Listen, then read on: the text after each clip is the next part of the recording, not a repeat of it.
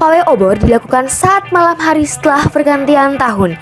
Karena dalam Islam, pergantian hari dimulai sejak tenggelamnya matahari. Tidak ada aturan ataupun syarat mutlak untuk mengikuti iringan-iringan ini. Pawai bisa diikuti oleh anak-anak, remaja, bahkan hingga orang tua baik laki-laki maupun perempuan. Dari sini menandakan pawai obor sebagai salah satu kegiatan yang bisa mempererat tali silaturahmi. Rombongan pawai bisa diiringi dengan alat musik rebana atau juga gendang. Masyarakat berkeliling sambil mengumandangkan selawat dan puji-pujian kepada Allah Subhanahu wa Ta'ala sebagai ungkapan rasa syukur karena diberikan kesempatan untuk merasakan momen Idul Fitri. Secara pandangan Islam, tradisi pawai obor ini juga sebagai wujud dari kegembiraan masyarakat yang melibatkan seluruh orang Islam dalam menyambut datangnya bulan Ramadan. Banyak nilai positif yang bisa diambil dari kegiatan pawai obor ini. Salah satunya, masyarakat bisa saling bersama-sama berjalan sambil menebar aura positif. Kegiatan ini juga mengandung nilai gotong royong.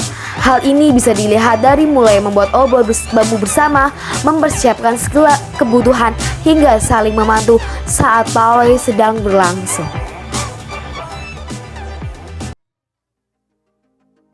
Sebelum pelaksanaan hari raya dilakukannya pawai obor.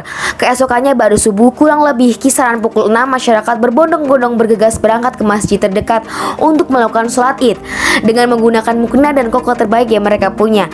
Salah satu anjuran umat muslim pada hari raya Idul Fitri atau kita kenal sebagai lebaran adalah melaksanakan sholat id. Hukum sholat id ini adalah sunnah muakkadah. Secara umum syarat dan rukun sholat Idul Fitri sama sebagaimana sholat fardu 5 waktu.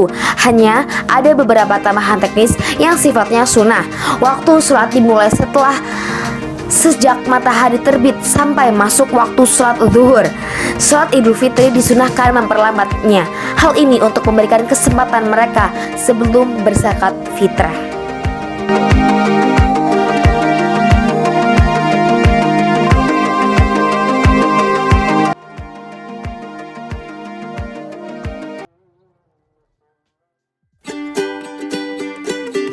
Makan ketupat ya. Lebaran menjadi momentum untuk berkumpul bersama keluarga besar. Salah satu yang tak terpisahkan dari perayaan ini biasanya adalah makan bersama. Hidangan yang identik menemani lebaran adalah ketupat. Hidangan ketupat buatan sendiri ini akan membuat lebaran tetap istimewa walaupun hanya dirayakan di rumah saja. Ketupat menjadi makanan yang selalu ada di meja makan di masa lebaran, terbungkus epik dengan janur berwarna hijau kekuningan. Ketupat sangat cocok dipadukan dengan masakan berkuah lainnya, misalnya opor ayam yang menggunakan santan kental berciri khas gurih dengan bumbu kuning. Tak hanya sayurnya saja, aneka lauk juga cocok disajikan bersama ketupat juga harus disiapkan.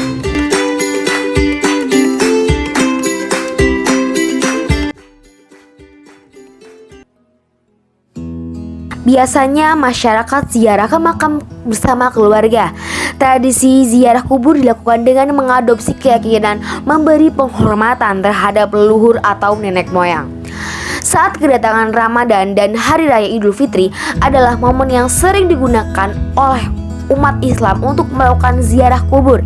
Selain itu, ziarah kubur juga sering dianggap sebagai media bersilaturahmi antara orang yang masih hidup dengan orang-orang yang sudah meninggal. Tradisi ziarah kubur merupakan tradisi yang baik dilakukan karena sebagai bentuk bakti anak kepada orang tua yang sudah meninggal. Ketika melakukan ziarah kubur, peziarah dapat membacakan surat Yasin dan tahlil serta mendoakan si mayit agar diampuni dosa-dosanya. Sebenarnya, tradisi ziarah kubur saat Idul Fitri tidak pernah dibicarakan langsung di dalam Al-Quran atau hadis sehingga masih menjadi kontroversi. Kegiatan ini merupakan tradisi turun-temurun masyarakat sekitar. Tujuannya tidak lain ialah untuk mendoakan kerabat atau saudara yang sudah lebih dulu berpulang, serta membersihkan makam dan rumput-rumput liar dan menabur bunga yang baru lagi.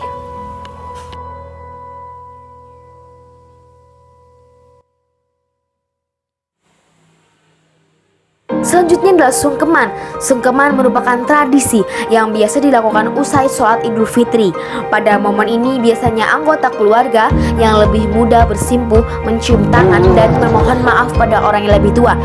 Secara teknis, cara sungkeman lebaran dapat digambarkan dengan duduk bersimpuh atau berjongkok sambil mencium tangan orang yang lebih tua.